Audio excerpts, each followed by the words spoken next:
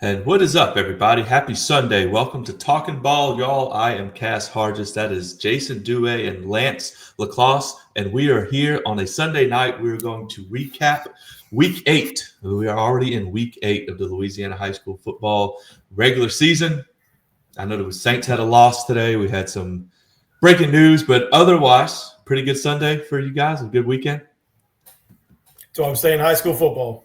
That's what I'm talking about. We've got the best right here. So if you're looking for a little escape from reality, we got you. And we have a great show for you tonight. We previewed this week, and it seemed like we started where we always start in District 2 5A. We're going to start right back there again tonight. There were some mega matchups, as there seems to be every weekend. And before we jump into both games we're going to talk about from 2-5A, we are pleased to have with us the head football coach of the Neville Tigers, Coach Mike Collins. Coach, we appreciate you hopping on here and joining us tonight.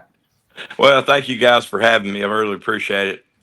You got it. You got it. Well, let's get right into it. We talked a little bit before we jumped on just how much of a grind, so to speak, it is up in that district. You had another one this week. You're playing a Ouachita team that came in 0-2 in district. They were 5-2 coming into the game. I don't have to tell you this, but it's not like a situation where we're overlooking anybody. I actually got to watch a lot of this ball game. Another thrilling ending. Ouachita goes for 2 after the last touchdown. You hang on to win 38-37. Talk to us a little bit about, kind of what transpired Friday night. Well, we jumped out to a really nice lead. We were up 21-7 and had a chance to make it 28. Didn't capitalize on it. And then gave up a screen pass down the Deckham sideline there. Missed a bunch of tackles on it. Just didn't have great leverage on defense, and they were able to score. And then Pooch kicked it to us. It wasn't really a sky kick, and it really wasn't a onside kick. It was more of a little Pooch kick, and our guy didn't go get it, and they recovered it. And so it made next thing you know, they score, and it's 21-21 instead of us being up, and with a comfortable lead, and it's all of a sudden it's a ball game. So anyway, as the game went on, kind of rocked back and forth there, and they scored, took a nice drive on us and scored. And then went for 2, and we pressured him, and we were able to get home on the pressure, and that cat is a special Montreal Connor, a special quarterback. Yes, he is. He's really athletic, and really concerned us, and he made a lot of plays with his legs, got out of a lot of trouble with his legs as well. And we were able to hang on and then take the ball and run the clock out. So, proud of our offense for being able to do that at the end of the ball game. Proud of our defense for coming up with a big play to get stop the 2-point play.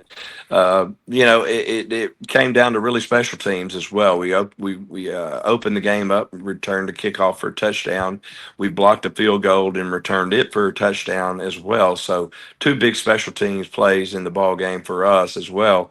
And those things just solidify what you tell your team. Hey, it's offense, defense, and the kicking game, and they're all 3 phases of the game you got to be able to be successful in. And sure enough, there it is right there. It's awesome. Yeah, I was going to talk a little bit about special teams, but I guess I'll go to my next question. So what we're enamored by down here, Catholic League. We're all invested in the Catholic League down here. Right. It's heavy defense, low scoring games. Me and Jason just had Holy Cross Rome was 3-0 at halftime. Right. You guys up there, we know you guys are a great district as well. In my opinion, by far the 2 best districts in the Catholic League, and you guys for sure. Right. But you guys, whole different dynamic. I mean, talk about, I guess, the challenge of being a defensive guy in your district up there. We all score 30, 40 points every game. I know it, Lance. It's hard. It's killing me, killing my soul. You know that. And but here's the thing. We have really, really played dynamic defense at times in ball games. And then, for some reason we've had a letdown, whether it be a long ball or whether it be, some screen that we miss a bunch of tackles on and they score, so it's been really a frustrating year for us on defense because we've really played lights out. Ruston had 0 yards rushing in the first half, 0. And really only had like 15 for the game. So, but yet our score ends up being, 30, whatever, 41-37. We're up 37-20, and one of those was an interception by their defense returned for a touchdown. So it's been a frustrating year defensively for us just because we think we've got a chance to be pretty good, and we are good, very, very good at times and not so good at other times, which is obvious. And, just the offenses in general in our league right now have really, everybody's a little bit different. Ash is totally different from everybody else. Then you throw in West Monroe, who's really old school West Monroe to a certain degree. They're more wing T type, bunch of off gap scheme, 12 personnel stuff, and then you go to Ruston, which is power. And then all of a sudden, they got the big wide out, and he just hard to handle. Just let me tell you, he's hard to handle. And, then you got Washita with a bunch of great athletes running all over the place. And, the 100-meter champion from, I think he finished third in the state. The 100 meters is the tailback, and then the quarterback is hurdler, who was, in the state meet in the hurdles. So you're talking about two premier athletes, and then they have the wideout, and everybody's got some playmakers. I mean, even West Monroe's got the playmaker at wideout. So it's just a matter of how they get on the ball is all different, and so you got to prepare for something different every week. So that's what's made it really tough compared to the tight ball games. And this league used to be straight defense. I mean, totally dominant in defense. But nowadays it's you got to be able to score the ball. And so I think that's probably why defenses may be playing more snaps is some of the problem. Or sometimes your offense is only you're only out there about a minute, just depends on how successful you are. And so I think that's, why our league is really like it is right now. Coach, I know Lance just hit on maybe from about special teams. I'm going to go ahead and dive into it. Your team has kind of had moments struggling in special teams, especially the onside kick game. But this past week, despite not being able to recover that one, 17 points off of special teams, a kickoff return for a touchdown, a blocked punt return for a touchdown. What can you say about your special teams unit after a game like this? Well, I think that's, what we talked about earlier, and the thing that we have stressed, and we have a tremendous emphasis on special teams. I mean, when we go out there on Sunday evening, which we just got through doing, I mean, we do all our special teams drills. We do all our kickoff cover drills. We do all our punt return drills. We do all our punt drills. We do all our kickoff return drills. We do all our drill work on Sunday evening, and then we, make corrections offensively and defensively. So, 25 minutes we spend on just technique. And I think that's the most frustrating thing to me. And plus the amount of time we spend during the week on each one of them. But I think that was the most frustrating thing to me is how much time we invested in them, and we really weren't playing very well on them, especially. And I can't tell you how many onside kicks we have tried to recover way before all that started happening. And, how many balls we kicked, how many balls we've thrown and rolled and to those units, our kickoff return team and our hands team. So, us being able not to field one, was kind of disappointing. And then to turn it around and then to have the week that we had this past week, I think what you'd say is the proof's in the pudding. I mean, it finally came to fruition that, hey, everything we did is for a reason, and here it is. It just helped us win a ball game.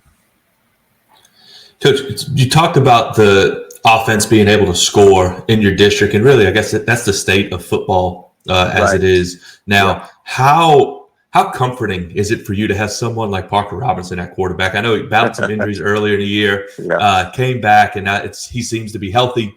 But having someone out there, a coach's son, a playmaker who can go run the offense for you, you got to sleep a little bit better at night. Well, there's no doubt about that. I mean, he's a great young man. I mean, he's our best basketball player on our basketball team too, by the way. And, he was beat up early, and, he's still limited to a certain degree, with the ankle because it was a pretty good sprain. And, the good thing is he's a coach's kid. Well, his mama's the best athlete. Let me just tell y'all. She's in the Louisiana Hall of Fame for basketball from Anacoco, and she played at Louisiana Tech back in when they were really, really good. So she's the athlete, not the daddy. You know. Yeah. But I'll say this too. His granddad was a coach as well, and he was a coach at Delhi High School for a long, long time, and had since retired. But on top of that, we have a coach's son coaching him, and Steven Inspinger is our quarterback coach. So, very fortunate to have Steven's knowledge as well, and at the same time, him being able to coach Parker. And Parker's just improved and continues to improve every week, and really pleased with his progress. I mean, we weren't going to play him in the Calvary game, just to give you, for instance. I mean, good grief, man. Yeah, if y'all saw, not the Calvary game. Yeah, the Calvary game. If you saw how he got, if you saw how he got his ankle rolled up, you'd go, "Oh Lord, that boy he ain't gonna walk for a week." 2 weeks. So anyway, we got him ready, and he didn't practice all week. Just had therapy and treatment all week long, and you got to halftime, it was tied up, and then we first play out the shoot in the second half, we throw a pick. And I said, well, hell, we're probably not going to be able to do this the whole ball game. So anyway, we put him back in the ball game. The rest is history. We beat them 38-14. So, and beat a good Calvary team, so we really played good offensively in that game. We played really good defense in that ball game as well. And we played some prolific players, man. Good Lord, Pop Houston at Evangel right off the bat. Then Calvary's offense. I mean, nobody slowed them down since we got through playing them. And then you turn around, you roll into our district. You play St. Thomas More, and we flubbed that one up. And of course, they did a great job of winning it. And like you said, it's the onside kick in the ball game that after they scored, that they got it. And then you turn around, we go to Sterlington, and they're the state champions in AAA and whatever division they're in, 3, I guess. And, then we roll into district. Everybody in the district's undefeated and ranked 1, 2, and 3, so here we go. Cool.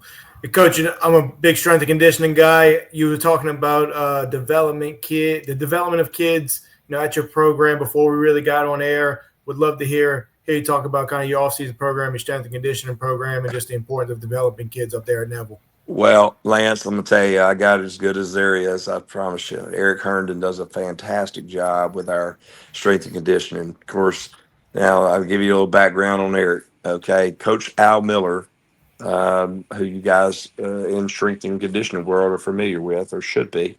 And Coach Miller obviously has been, in the NFL Strength and Conditioning Hall of Fame and everything else. But Coach Miller was my strength coach in college. And then his wife got sick years ago, and he came back to Neville and did it for 2 years, came out of the pros, went back to Neville in high school, and Coach Herndon just took to him, and got on his hip, and they just went to war together and, basically taught him A to Z, everything about it.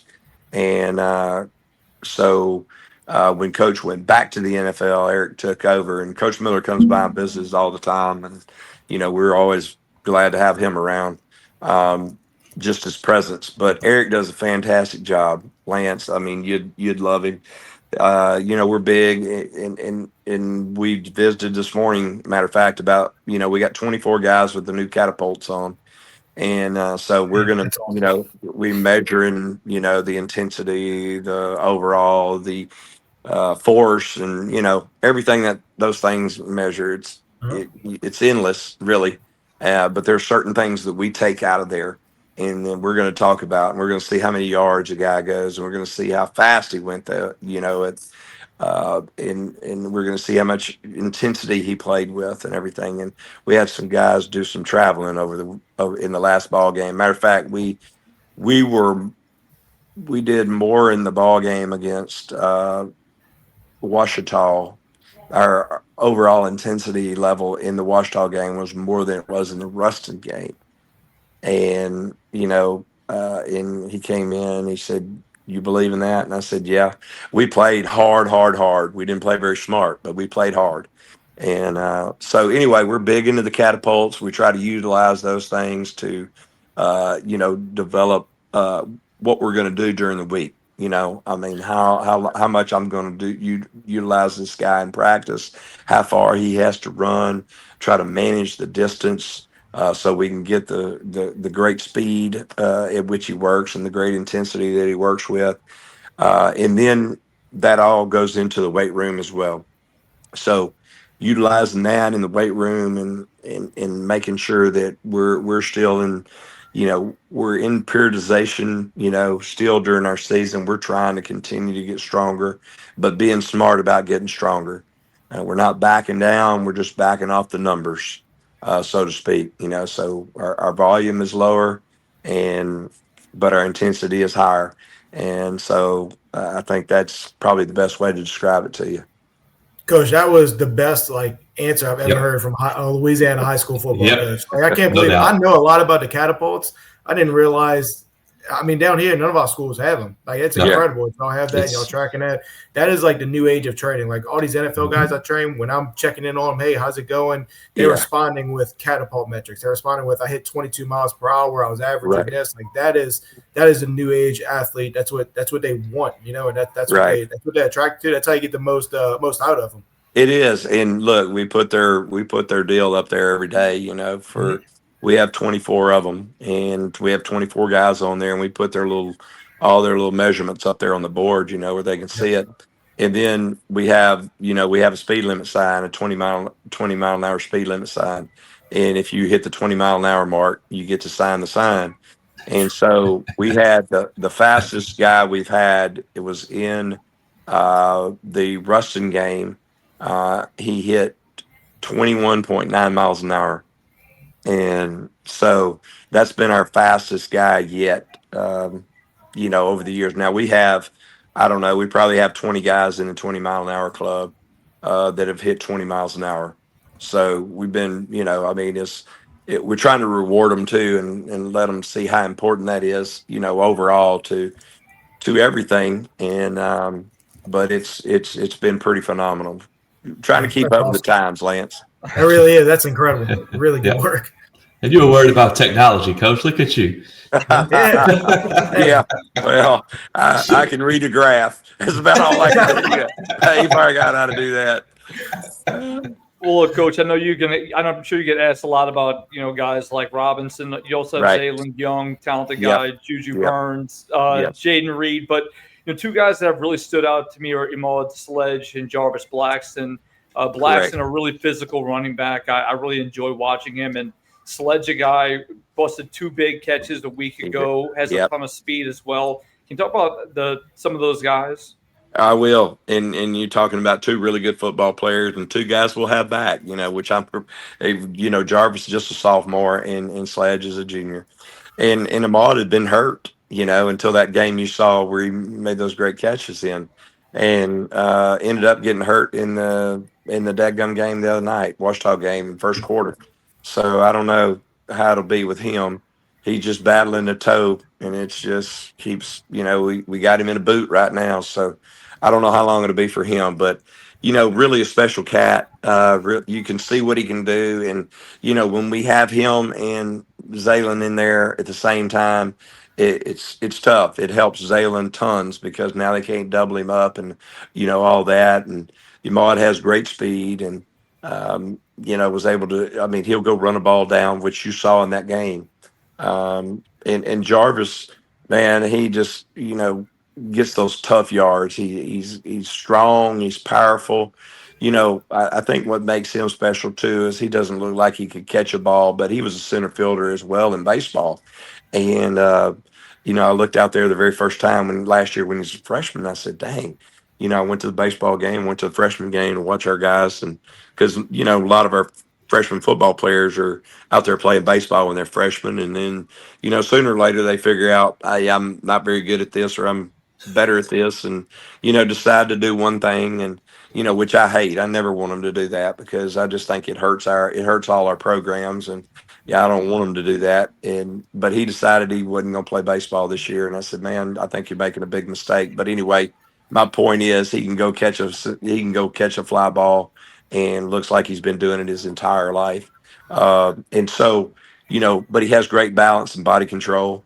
He's very, very powerful in the weight room, and he's also in the 20-mile-an-hour club. He did that a couple, 2 or 3 weeks ago. He was the guy that hit it. And I think he hit 20.1. He just squeaked in there, but he got in there, and so he's also a really, really good kid too, on top of it. And it's kind of like, we had Jalen Nichols last year, who's at North Carolina now, and with Jamarian Roberson and Blackston, they're Jalen Nichols all in one. Jalen Nichols is them. Well, now we just kind of have the dynamic duo, I mean, one can do certain things really, really well. Then Jarvis made such great runs at the end of the game the other night. I was so proud of him because, he had fumbled the ball in the Ruston game the week before, that when we were getting ready to go up, 44-20, and he had fumbled the ball, and that sucker was headed out of bounds. It took a hard left and went right in the end zone. So it was a touchback. And so, he felt so bad, because that's when it all started happening.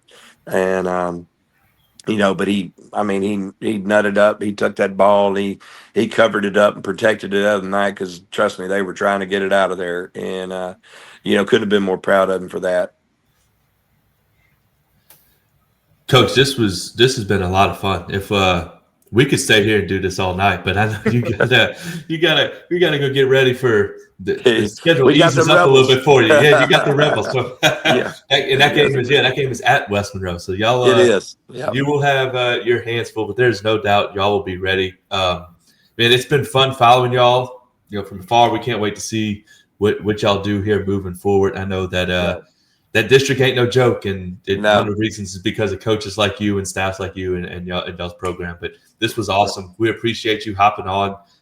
Good luck, not just next week, but the rest of the season. Yeah, thanks, man. I appreciate y'all having me on there. Thanks, Coach. See you, Coach. All right, baby. That was awesome. That was great. That was awesome. No, coaches. Well, and it's easy to see as he gets into talking about his players and his programs why those guys are so successful. Like it's, not just from the strength and conditioning aspect of it as he got into, but the fact that they have 24 catapults and use that system is incredible. It's unbelievable. Yeah, unbelievable. They do it right. I feel like teams up in that part of the state kind of all compete with each other to kind of one-up each other, and it makes for some very fun football. Yeah, I mean, I think maybe part of that we didn't get to with Coach Collins, we just ran out of time a little bit, but Coach Collins was at the college level forever. He was actually my first college defensive coordinator, so he brings like a Division I football mindset to that district, which is a bunch of guys in that district that also have that mindset. But like the reason why those schools are winning and so impressive, it's because of guys like him that are leading that program. Yeah, and we talked a little bit as well. They had they get it right. They get the spirit of high school football. There was a Special Olympics event. We didn't get to ask him about that as well during the game. And he talked a little bit that before we came on and said they put it together. And they all kind of went and got to have a backstage access, if you will, to the game. And just they understand high school football. They get the intensity of it. They get the relationships. And it's awesome to see from afar. Yeah, no, absolutely. And we'll stay in that district to go to our next game. Before that, we want to make sure that you guys follow, like, and subscribe. Please make sure to go ahead and share. We appreciate everybody who does watch every week, but please make sure to follow, like, share, subscribe, all that other good stuff. We got it ready tonight. I got it. We're not forgetting this time, I promise you. No, not at all. We are ready to go. But elsewhere in District 2-5A, Ash goes to Ruston and wins 45-28. Hands Ruston their first district loss. I got to watch a little bit of this game on Friday. And I know, Lance, you talk about it all the time with the middle eight. This was the epitome of that, and we could really shrink it down. This is really like the middle three. But Ash is down in a ball game with about 2 minutes left. Before half, Carson Sellers hits Alex Fontenot on a little hideaway wheel route wide open in the end zone to make a one-score game with about a minute and a half left. Ruston throws an interception. Ash scores again before half on Kason Williams' touchdown run to take the lead 24-21. And then coming out of half, Ash marches down, kicks a field goal to make it 27-21.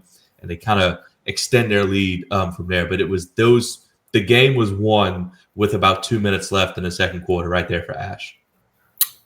This Ash team is just such a complete all-around team. It seems like it's a team that can win in a lot of different ways, but Carson Keller's a quarterback, throws for 3 touchdowns. Kason Williams runs for 2 touchdowns. They also go 3 for 3 on field goals. Like, they're good at everything, it seems like, And so, I mean, it just feels like a very, very complete football team that is competing to get back to the Dome this year.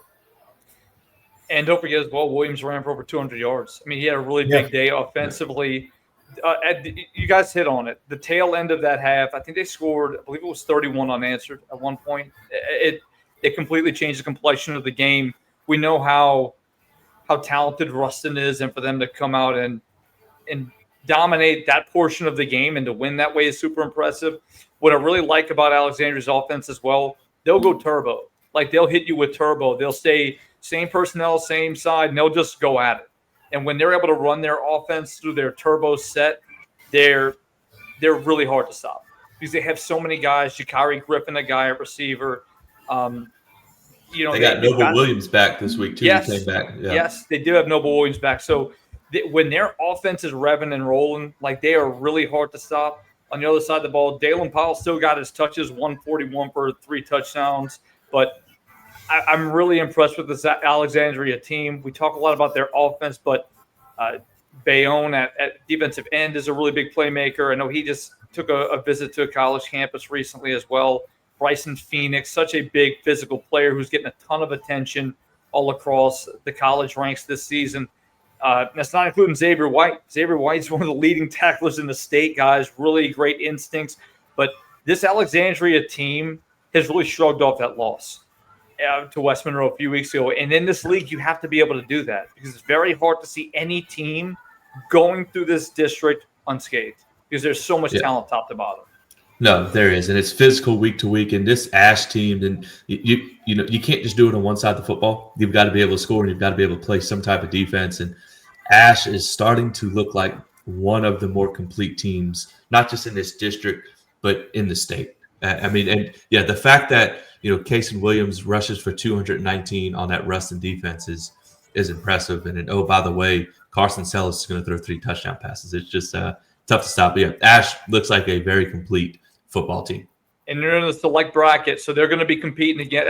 That's the big thing, though, right? They're going to be competing against the Catholic League, and that's going to be interesting to see how that goes down.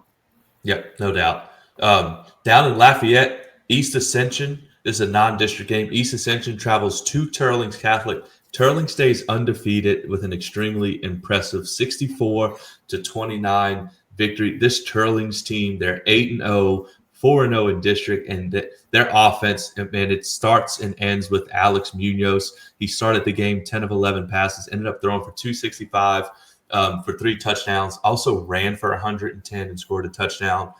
Running back Spencer Mesh, 6 carries, 104 yards with 2 touchdowns. But I think this offense and this team, it's Alex Munoz, and if he can throw for 200 plus and run for 200 plus, it's going to be tough to stop. I would say start fast, finish strong. Looks like that's exactly what Turlings did here. The offense started really fast, jumped out to a lead, scored on the first 3 possessions. Midway through the third quarter, interception, kind of really poured gas on the fire, and they finished strong, right? So I know that's a really tough place to play. That's the type of place that you get off the bus not ready to play, you fall behind real quick, and it's the loudest sound system in the I've heard their sound system is insane. So I just remember coaching in a playoff game, and you couldn't even hear in the press box. So you find yourself behind 21-0 up there, it's hard to even communicate to get the next offensive play in. Coming into this game, we looked at Munoz and said, if they slow down Munoz, who comes up next? Because they don't really have a ton of guys who have – look, he's the leading rusher and the leading passer. Man, Spencer Mesh, 6 carries, 104 yards, not a bad day at all for that offense. I think this team just continues to answer the call whenever there's a question. They played a game against Catholic New Iberia earlier this year, and they won it. They do have another big game that's coming up against St. Thomas more. Yeah, so, we're probably going to talk about that one on Tuesday. Probably. I can promise you we are. We're definitely going to talk about that one. But this team continues to answer the call under a brand new coach with that added fuel of Coach Chaponche being on the other sideline. Coach Corville's done an excellent job, guys. 8-0 in year one. Not a bad start at all. No, not at all. And you better believe that they're going to be ready for this Friday night. Up in 2A, Ouachita Christian, a team that we talked a little bit about last week. Really haven't mentioned them until this week. They're undefeated now, 8-0. They traveled to Mangum. They win 35-14, an extremely impressive victory. Just another night for Ouachita Christian. It seems this Mangum team coming in was really good, putting up a lot of points. Ouachita Christian holds them to 14. Their quarterback, Luke Verdreen, accounted for 5 total touchdowns, threw for 3 touchdowns, ran for 2. This, I think, Jason, you might have said it in our text. This is like the 2A Catholic high, where it's just the program victory. Lance, your Dragons take one on the chin, but this Ouachita Christian team looks pretty dang good. Yeah, not super surprised me. This Ouachita Christian program, like you guys just alluded to, just a great program. They do this year in, year out. We already know they're going to be a team that you don't want to see in the playoffs. They're going to be there, at the end of the whole thing for sure. I got to watch this one finally. I've been trying to watch Ouachita Christian for weeks, and I finally caught the stream in time. But I talked about comparing them to Catholic, but the way their offense operates, guys, they'll go pistol heavy, they'll go 4 wide, they'll go tray. They mix it up offensively and they execute on every single level. They see a play they don't like, they'll check it real quick, run a 50-yard slant play. Like, this offense is super impressive. Jude Turner, also running back, 108 yards, 2 touchdowns on 8 carries. Mangum struggled to run the football, guys.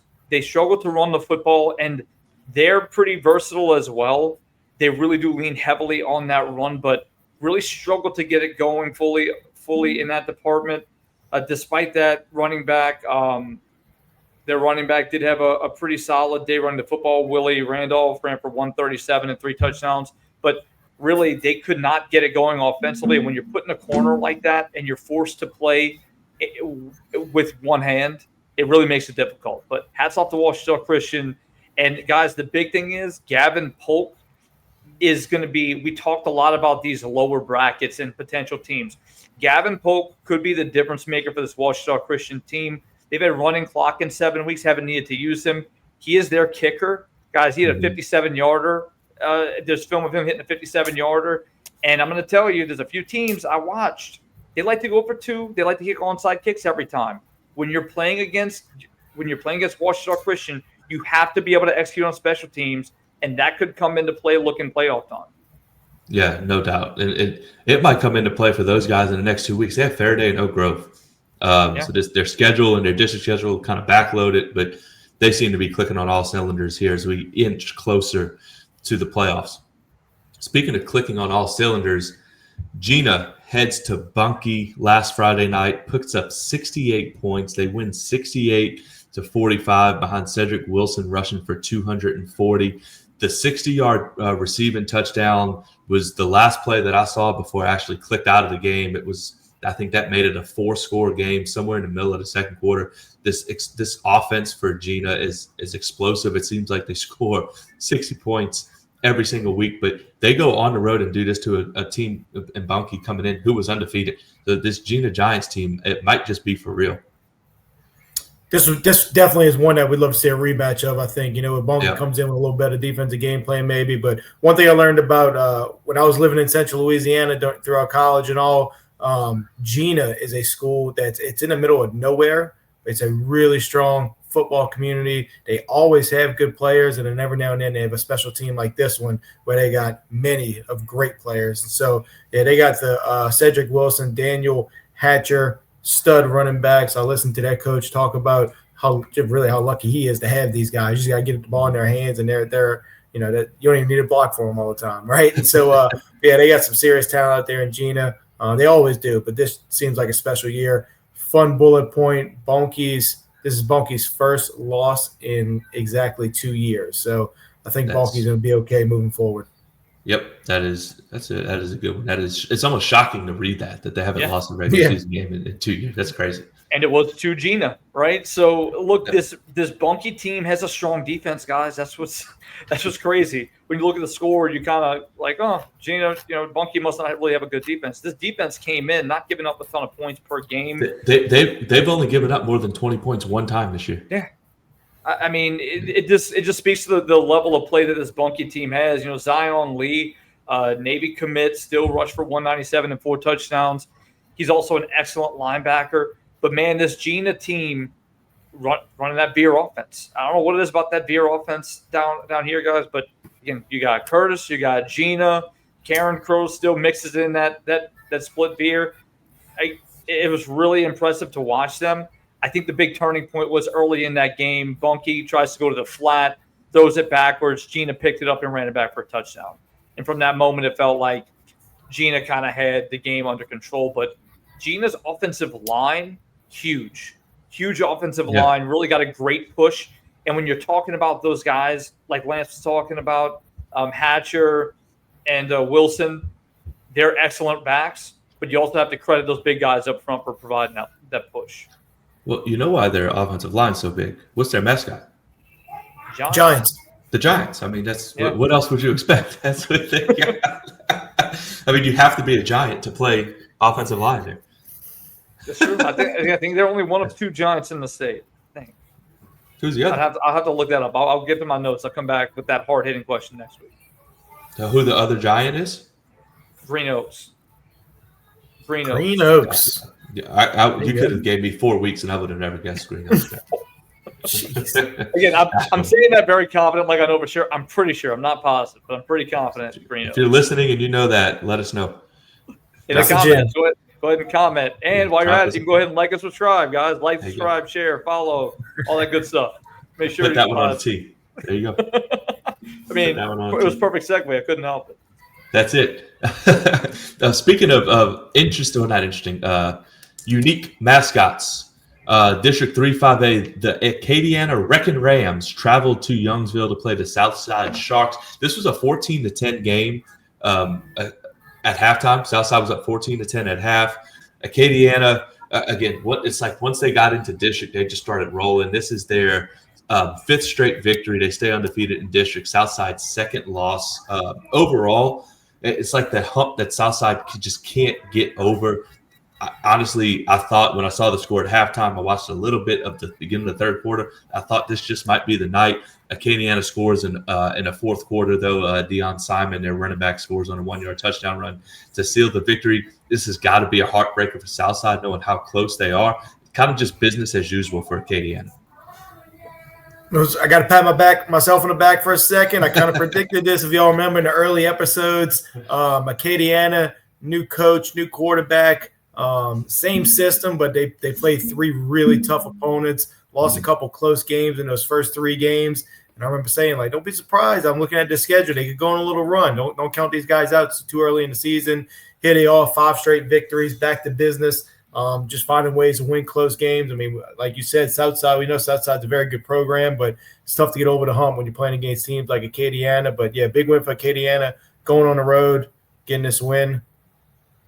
You take it from there, Jason. Yeah, look, at the Reef, Jason, at the Reef. Yeah, at the Reef, man. I love it. Look, Karen Crow's still down the pipe for Acadiana.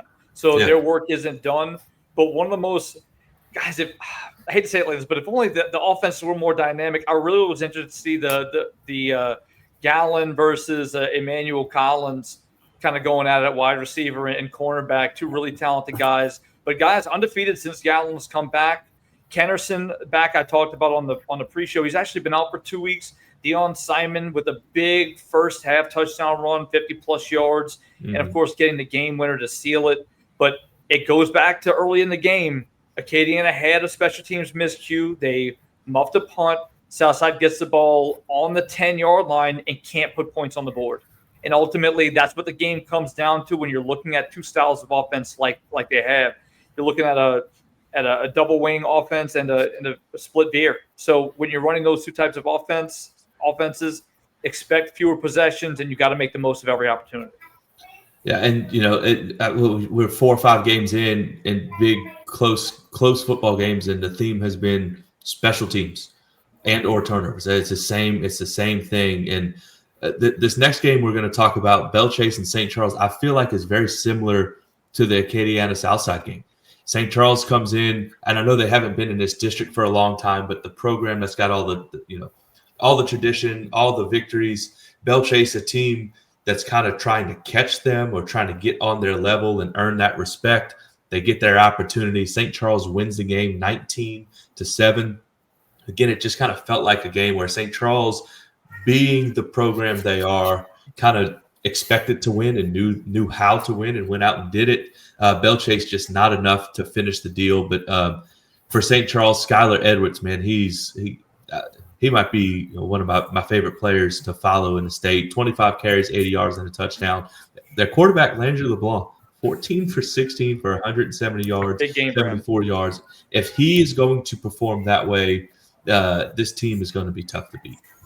Yeah, my take on this game is there's two teams that are very, very even. Belle Chase, Coach Myers at Belle Chase, he does a great job. He's been there a while building that program, beautiful facilities and all.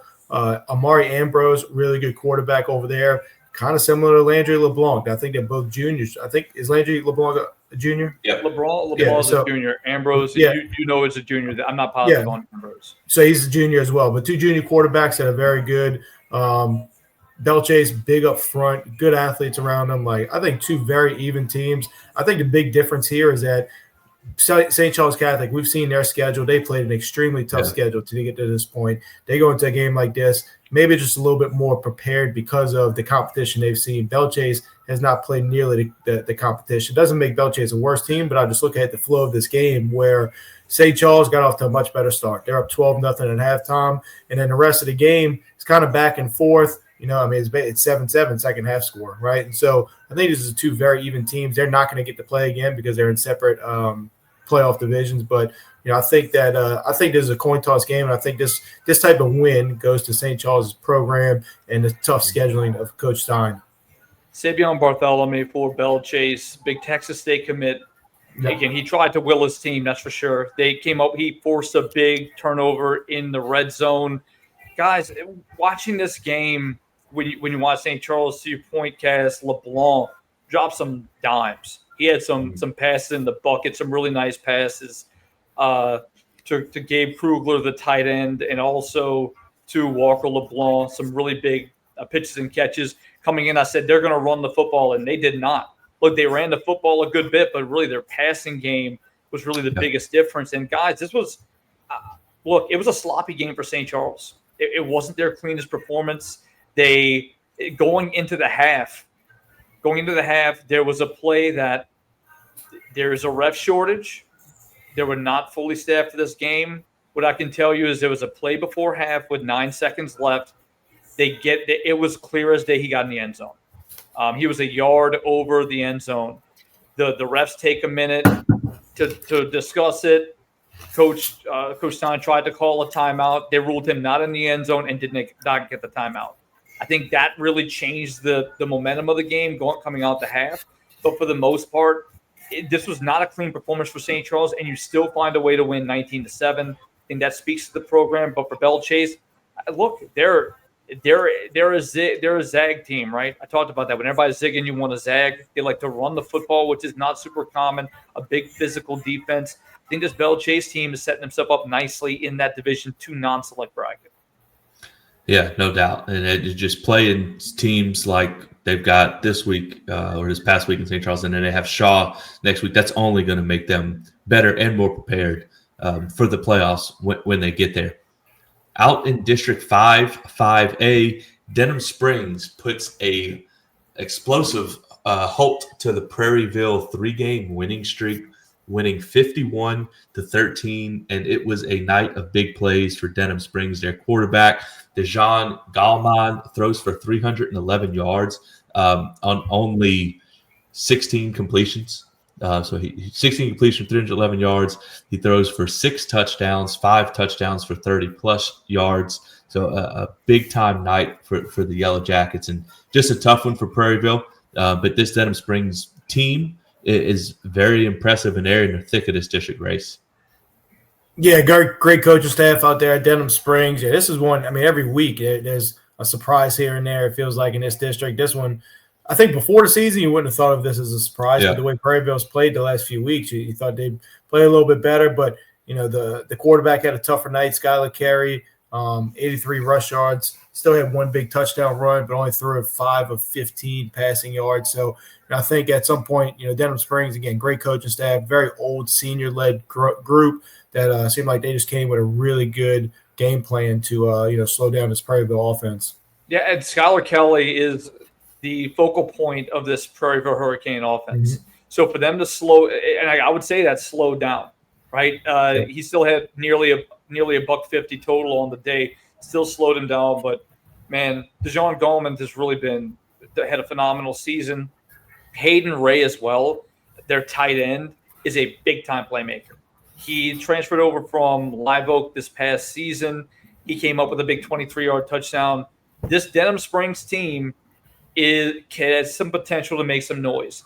Experience goes a long way. They're a senior-laden team, and just their offensive ability.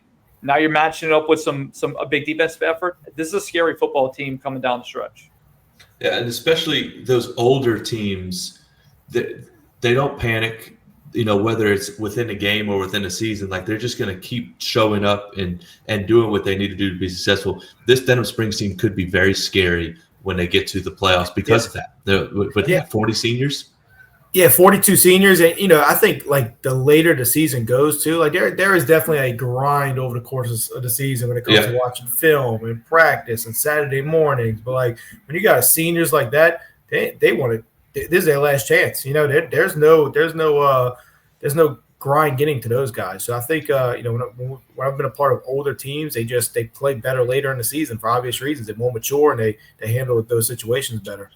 Yeah, no doubt. It's definitely about that time of year where you can start counting the days on how many times you're going to practice again. Yep. And the closer you get to that, there's a heightened awareness and urgency from those guys that just may be putting pads on for the last time. So that is a team to watch here as we come down the stretch.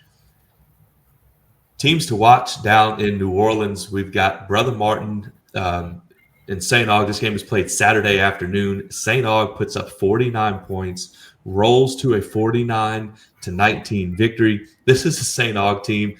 Jason, I told you when the season started, I'm leading the bandwagon for the Purple Knights. They're making me look good. Their only loss is a competitive loss to Carr. Quarterback Vashawn Coulon, 9 for 9 passing, 210 yards, 4 touchdowns. He ran for a touchdown. But the best thing he did all day was he was crowned homecoming king. A bad day. That's a great day for that guy. I think you look at that stat line and you say, okay, St. Aug, did really well. I think if you look at this other stat line, Easton Royal had a 5-yard touchdown catch, and that was it. Then I think that really paints the picture of a 49-19 victory for St. Aug. Yeah, he had some big catches too. I mean, he had a few catches other than that. That's the only right. But if you're keeping about it's like his touchdown is a 5-yard touchdown, like it's. Oh yeah, 100%. Go ahead, Lance. And that speaks to the athleticism of the St. Aug defense, and really overall. But I mean, this is coming into the season, we knew Coach Valdez and this offense was going to be great. And so they are maybe even exceeding expectations. But where they're really exceeding expectations, in my opinion, is the defensive side now. Yeah. We saw them last week. They held Roma to 3 points. This week, they hold Brother Martin to just a couple of touchdowns. They keep an Eastern Royal at the end zone. So, man, if they can continue playing defense like that, good luck. Because, you can only do so much against their offense. Their offense is scoring points no matter what, And so if they can put it all together and be this complimentary on the defensive side of the ball, this is a nightmare. Yep. Yeah, that's an aspect of the game people kind of slept on because you see all the high-flying athletes on the opposite side of the football. They sleep on the defense, but, man, defense is physical. They're big. They play nasty, and they got the guys in the secondary to kind of keep them in check. You can go – look, if a lot of teams like to run man in high school, right? Am I wrong here? But not a lot of teams can do it effectively. Because if you don't have the men, it doesn't matter. Yeah, and that's the thing, right? If you don't have the Jimmys and Johns or Joes, then it doesn't really matter. And St. Aug can do that. And they're really they're really going to be tough to beat in come playoff time. They're also showing a lot of balance, too. They scored 49 points. They only threw the ball 9 times. So now they're running the football. They're playing defense. Like, this is a really dangerous St. Aug football team. Yeah, well, balance both in the run-pass game and in who scores the touchdowns. Miguel Whitley, they're the best receiver on their team. I would say he has a touchdown catch, but Raekwon Williams 4 catches, 156 yards, and 2 touchdowns. Like if they can do it from multiple spots, scary team. And they're facing. We'll get into this later on, but they're going to face a Holy Cross team with a backup quarterback next week, and then they got a showdown with John Curtis to end the season. So St. Aug is. Go ahead. Wait, to your point as well, though, Cohen Davis, 10 carries, 56 yards, and a touchdown. They also have Keith Hill, a really talented back as well. I know he's kind of struggled with some injuries along the way, but guys, they got 5 guys at receiver. That would be pretty much anybody else's number one. They're like 3-4 deep at running back, and their backup quarterback even got a few opportunity to play as well. Guys, he's going to be a dude. Jaleel Noble, you'll remember the name. You'll hear it again. He's going to be one of their big playmakers in the future. Yeah, and if you look on the other side, Brother Martin, just life in the Catholic League. That's their fourth straight loss before they face now Warren Easton and Holy Cross to end the season. So, like, I'm still not out on this Brother Martin team. I just think the gauntlet that they've rolled through, Coach Bonice and that staff can keep it together. Again, they could just look to the playoffs and try to go make a run over there. The game that you two called, Rummel, Holy Cross, final score of Rummel 24, Holy Cross 3. Not sure that the game was maybe that lopsided. I think the score kind of got away towards the end there for Holy Cross. But y'all take us through what happened Friday night at Tag Woman.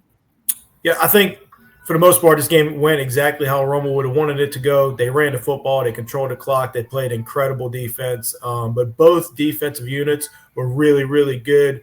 The final score here with Rummel getting 24 points really doesn't indicate just how good Holy Cross's defense was. Holy Cross's punt team really struggled with in a lot of ways. They struggled. Let's just leave it at that. But set up the defense in some tough spots. I mean, at one point, the defense, I think twice, the defense, Rummel got the ball inside Holy Cross's red zone and came away with 0 points. Was it 4? Yeah. They came away with 0 points multiple times. I know. There was 4 red zone trips. Red zone trips at least 3 times. They got at least twice. I know for certain they got the ball within the 10. They got 10 points from those trips total. Yep. I mean, it's an incredible defensive effort by Holy Cross. Yeah, great effort. And so but overall, this whole Catholic League has great coaches. I thought Coach Monica made the adjustment of the night, which was he kind of got away from the quarter. They were having some struggles on offense, and so he said, "Hey, let me put my 2 best players back there." And he went to a wildcat look with Terrence and Corian. What's Corion's last name? Hawkins. Yeah. So all of a sudden, it was just Jaden Terrence and Hawkins put the ball in the players' best hands. Terrence got loose twice, which it was like an 80-yard touchdown and a 50-yard touchdown. Yep. And so that really put the game away. But, Holy Cross's defense fought really hard. They wanted to feel way too much. And again, they just kind of wore down and gave up a couple big plays to make the score look a little uglier than it was. Yeah, this Rummel defense is for real too. I will say I think it helped them a lot that Holy Cross just started the ball with really bad field position for a lot of the night. I don't think that helped Holy Cross's case any. But Rummel's defense is an elite defense in the state. They proved it once again.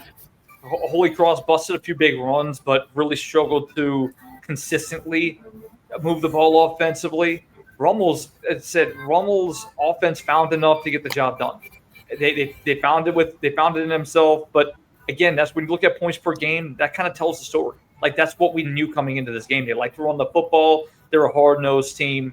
And they play really good defense, and they did an excellent job defensively in this game. Yeah, they're 2 really good defenses, and Holy Cross has just kind of got worn out, and Rummel was able to bust some long runs. You making a plug, Jason? Yeah, go ahead, follow, share, like, subscribe, tell everybody, tell your neighbor, tell you the people in your quarterback club, whoever it is. Look, we got a lot of feedback. We appreciate everything. We appreciate all the people that have watched and talked to us. Even at games, Lance have run into people who we've had some great conversations with. Again, please continue, and we genuinely appreciate everybody's support. Yep, absolutely. All right, we'll go through some quick hitters here around the state. I'd like to start with the Central Liberty game. Central, it is a District 4 5A game. Central, a team that's extremely talented, defending state champions. Liberty coming off of a huge victory over Zachary, in which he scored 52 points. The Central defense finally looked like what we thought it might look like, holding Liberty to 19 in a 49-19 victory. It actually held Liberty scoreless through 3 quarters before they were able to score on a pick six later in the game. Yeah, they feel real up and down, the Central team, just from week to week. It's hard to know what they expect, but at the end of the day, they're going to be in the playoffs, and nobody's going to want to face these guys. Yep.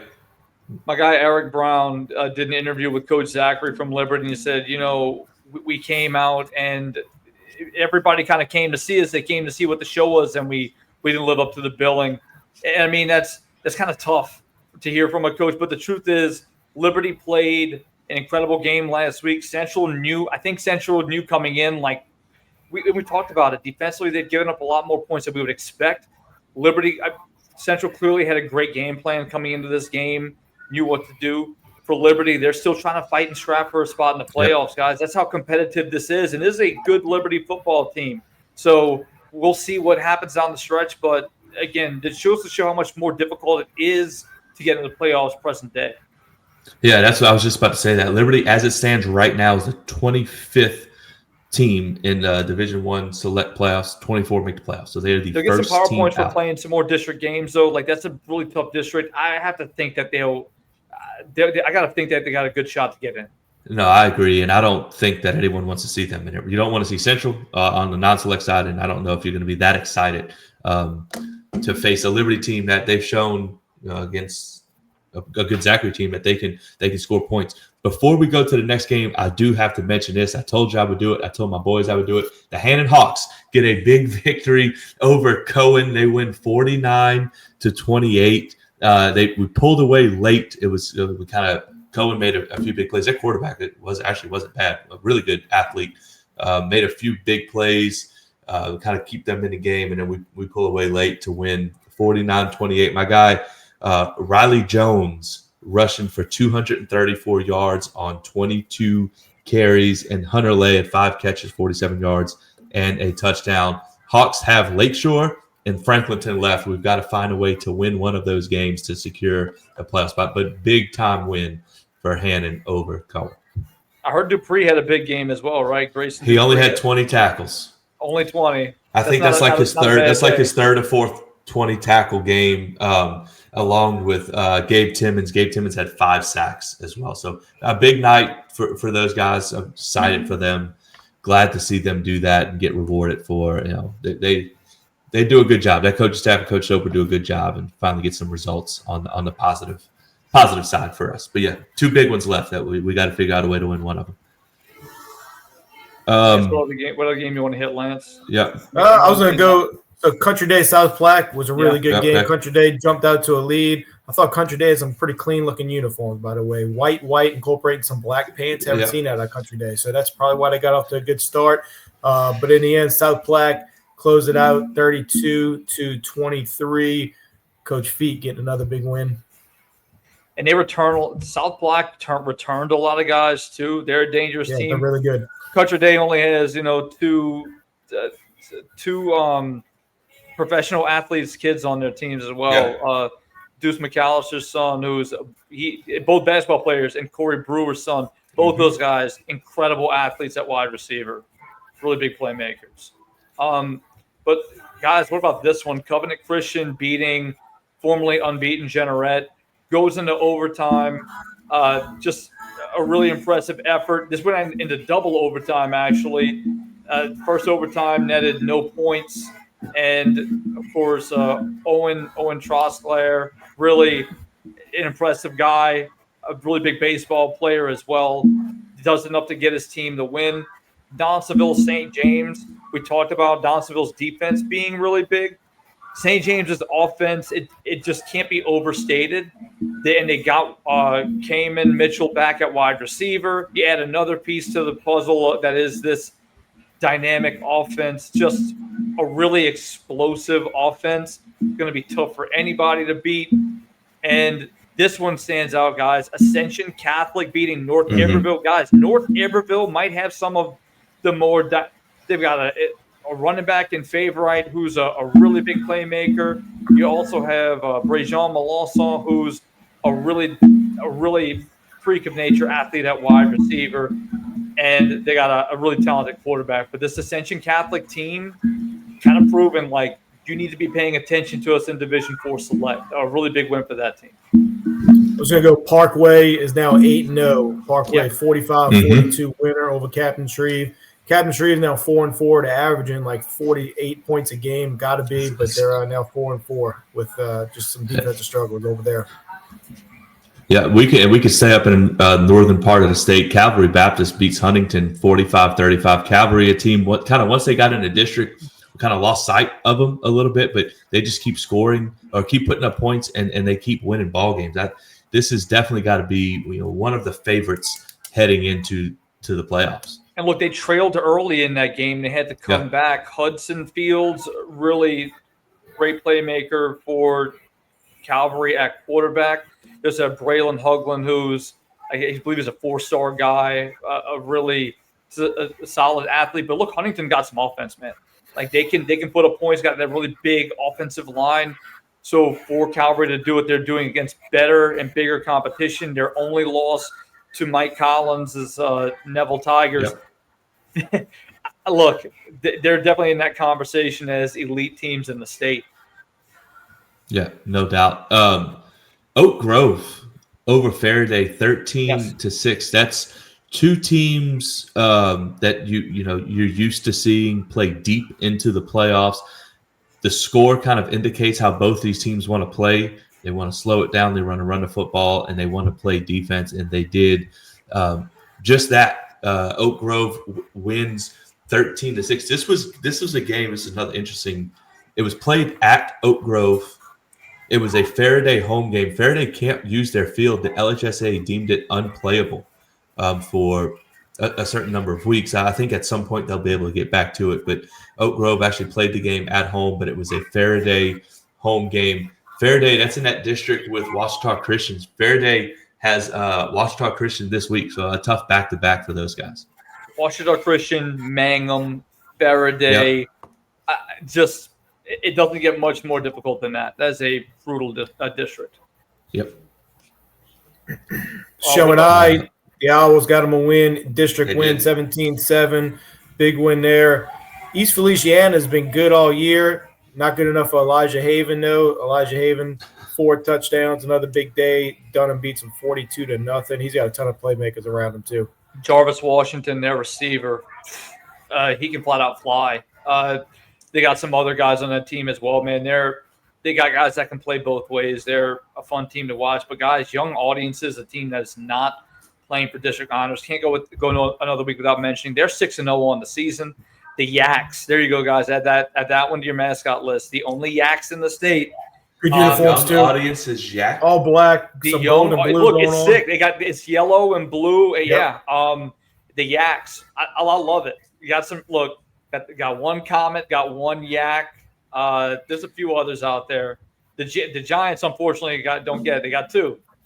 So the Lumberjacks, right? I think there's only one Lumberjacks. I think yes. Patterson, huh? Patterson's Lumberjacks. Patterson Lumberjacks, and then the Fighting Farmers. Who are the Fighting Farmers? Y'all know? I know this one. Union. Union Parish, formerly known as Farmerville, but yeah. Look, there was also some really impressive guys. Santa Maria defeated Live Oak 55-52. A big offensive game. Cash Davis had 7 catches for 168 yards in a losing effort with 2 touchdowns, but both teams love to put up offense. Live Oak only has 2 wins on the season. Guys, they kind of mirror sentiment with this other team I'm going to talk about real quick, Houghton. I stumbled. I don't know Houghton's mascot off the top of my head. So there you go. Finally got me. The Buccaneers. There you go. Yep. You're absolutely right. The Buccaneers. But their offense has been just incredible, y'all. Looking at their numbers, Taylor Weathersby, his 4th consecutive game over 350 yards. Brandon Craig had 220 yards and a pair of touchdowns. He has 1,500 total on the year with 19 touchdowns. Ethan Johnson might be the leading receiver in the state with 2,000 yards, 80 receptions. He set a record with 18 receptions in a game a few weeks ago. But guys, still struggling in their district. This was to show we talk about how offensive it is up there. It's unbelievable the amount of offense they have up there. And that was against Evangel this week. Well, I was going to stay in that district just to point out that Pop Houston has 42 total touchdowns and 3,500 yards. That is, it's video game like numbers that what he is doing up there. While we're on the talk a little bit of uniforms, we failed to mention this. Lance, what was Rummel wearing on Friday? I knew which direction you were going. Yeah, Rummel wore red pants. We knew right away they were going to have a good defensive night just because of their red pants. And then the other one was I think it was Laranja, right? Well, all pink. No, that was Albany. Yeah. Albany wore straight Not pink. a fan? It was I different. didn't see it. I'll tell you what. Good intentions. Didn't look great. Yeah, that's just – we might just want to punt on the Look, pink. But we know now that Coach Monica listens to the show. Like, he was a guest, but he listens to the show. So continue to wear red. But look, Marshall Loeffler, the guy, our guy from Red River Roundup, he mentioned clean uniforms, Washita Christian, gold dome, white jersey, green pants. Ooh, it's a clean look. It's a really nice look. Well, we also have on here too, Lance mentioned the Carr black jersey. That might take the cake when you pair their team wearing a black jersey. Like don't even get off the bus. Yep. No. Look, I'm a big I like Vanderbilt Catholic stuff too. The Terriers. I don't know if there's any other. I think there's only one Terrier in the state, so unique mascots. But guys, we haven't talked a ton about them. Still undefeated with a big win over Assumption. Ethan Henney, 247 passing, 4 touchdowns. He's a really impressive prospect. He puts the ball on the money. He's a guy we haven't talked a ton about. Javian Adams, 191, 3 touchdowns. Iowa Yellow Jackets, a team that still remains undefeated. Team that made it to the semifinals last year. Yeah, and we're going to talk about them some more as well. But also talk about 1-5A. Bird, Christian Maxey, 31 carries, 342 yards, and a passing touchdown with 6 rushing touchdowns. So, and they really like their offense up north, guys. Yeah, they put up massive numbers week after week. That they do. Yeah, speaking of that Vanderbilt Catholic, they have South Terrebonne this coming week, and then that Week 10 game with E.D. White has a potential to be really exciting down there in a big rivalry game down on the Bayou. Abbeville getting their 3rd win this season over Kaplan, a 12-7 win. Guys, this was an Abbeville team that was winless a year ago. Yep. So on win number 3, ton of talent. Like loaded with talent. But it's nice to see them be able to put it together this week.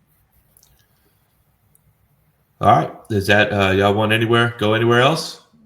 Tiger Pride in Natchitoches St. Mary's beat LaSalle. Big time rivalry. That's a big one. Yeah. That was a serious rivalry matchup when I was out that way. So good to see the Tigers get a win. This one was a shocker for me. Vermilion Catholic defeated Opelousas Catholic 50-15. That score really jumps off the page because that is a very talented Opelousas Catholic team. So Roderick Tenzo on that offense. He's committed to USC, a solid playmaker at wide receiver, but they got guys. They got dudes all over the field for Vermilion Catholic to overcome their struggles this year to get that win in that manner. Huge win. Yeah, no, that is huge. And that, again, it might be, it's a program pedigree. I know they lost a ton off their state championship team last year, but a program that's used to winning, maybe just getting hot at the right time, and we'll see. They have an opportunity to win a few more games here before the playoffs get kickstarted. All right, wait, talking about uniforms, though. Wait, this one drives me nuts. Red River beat Manny in a rivalry game 34-6. Okay. What color is Red River? Black and blue. I mean, look, I don't think I'm asking much, but if your town is orange, like in Orange, Texas, your team should be orange. Like, I'm sorry. If color is in the title of your town, you have to adopt that color. It's inexcusable. Ridiculous. I'm with you. Hey, I'm with you. I'm leading the argument for that. I also have another one. The frog capital of the world is Rain, Louisiana. Ooh. They're not the Rain Frogs. They should be. They're like the Rain Tigers in their purple and gold. But neither here nor there. It's not the St. Charles Catholic Andouille, because the Andouille capital of the world is in Laplace. So, but if you're going to be, the Frogs are a little different. It's the Rain Frogs Wolves, I believe, right? Whatever they are, it's not the Frogs. It's not the. It's not the Frogs. Not the Frogs. All right.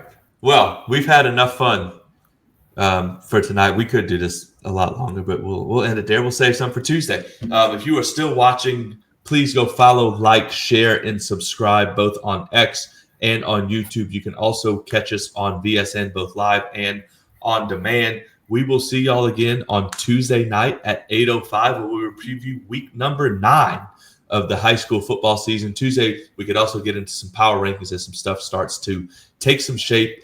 2 weeks of the regular season left. The season has flown by. It just feels like we're getting to the fun part here now, though. But thank y'all for watching, following along this long on your spending your Sunday night with us. For Lance and Jason, I am Cass. Thanks for watching Talking Ball, y'all. We will see y'all on Tuesday night.